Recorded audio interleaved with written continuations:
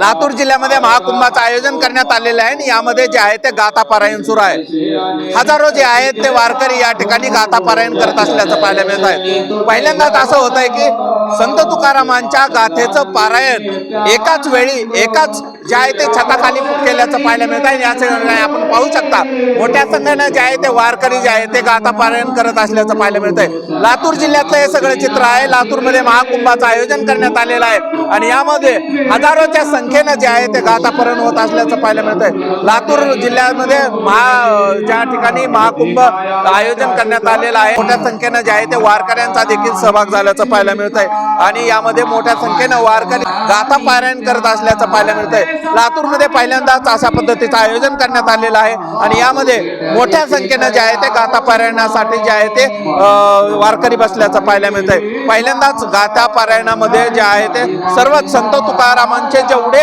अभंग आहेत त्यांचं पठण केलं जाणार आहे, वाचन केलं जाणार आहे आणि अशा पद्धतीचं पारायण एकाच ठिकाणी एकाच जे आहे ते छताखाली होत असल्याचं पाहायला मिळतं। हा सगळा जो आहे तो 6 एकरचा जो आहे तो भाग आहे। 6 एकरच्या या ठिकाणी हा मंडप आहे आणि यामध्ये गाथा पारायण होत असल्याचं पाहायला मिळत आहे। त्यामुळं वारकऱ्यांसाठी अनोखी पर्वणी आणि अनोखं रेकॉर्ड या ठिकाणी झाल्याचं पाहायला मिळतंय।